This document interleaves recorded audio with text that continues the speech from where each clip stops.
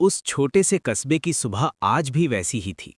हल्की ठंड, चाय की भाप और अखबार की सुर्खियां। लेकिन आरव के लिए वो सुबह खास थी। उसकी आंखों में आज भी वही चमक थी जो बचपन में हुआ करती थी। तब जब सपने सिर्फ सोते समय नहीं, जागते हुए भी साथ चलते थे। आरव का सपना था एक दिन बड़ा लेखक बनना। स्कूल की आखिरी बेंच पर बैठकर वो कॉपी के आखिरी पन्ने पर कहानियां लिखा करता। टीचर डांटते, दोस्त हंसते, लेकिन उसके भीतर की आवाज कभी चुप नहीं होती। उसे लगता था शब्दों में दुनिया बदलने की ताकत है। घर की हालत साधारण थी।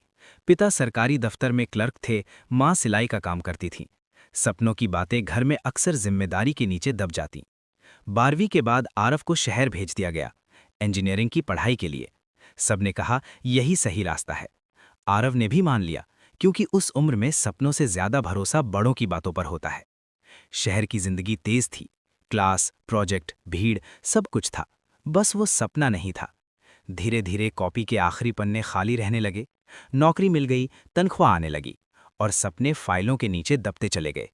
लोग कहते थे सेटल हो गया है, लेकिन भीतर कहीं कुछ अधूरा रह गया था। एक दिन ऑफिस से लौटते समय बारिश में भीगती एक किताबों की दुकान दिखी। खिड़की में रखी एक पुरानी डायरी ने उसे रोक लिया। आरव ने डायरी खरीदी और घर आकर पहला पन्ना खोला। कलम हाथ में लेते ही बरसों पुरानी बेचैनी जाग उठी। शब्द फिर से बहने लगे, डरते हुए लेकिन सच्चे। उस रात आरव देर तक लिखता रहा।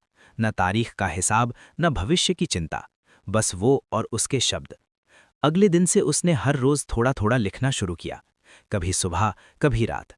ये आसान नहीं था। थकान, शक, असफलता का डर, सब साथ चलते थे। लेकिन इस बार वो रुका नहीं। कुछ महीनों बाद उसकी एक कहानी ऑनलाइन छपी। ज्यादा लोग नहीं पढ़ पाए, लेकिन जिन कुछ ने पढ़ी उन्होंने दिल से लिखा, ये कहानी हमारी है। उस एक पंक्ति ने आरव को फिर से जिंदा कर दिया। आज आरव वही पुरानी डायरी अपने बैग में रखकर चलता है। नौकरी अब भी है, जिम्मेदारियां भी। लेकिन फर्क इतना है कि अब सपने मरे नहीं हैं, वे सांस ले रहे हैं, बढ़ रहे हैं। क्योंकि आरव ने समझ लिया है, जब सपने जिंदा होते हैं तब इंसान सच में जिंदा होता है।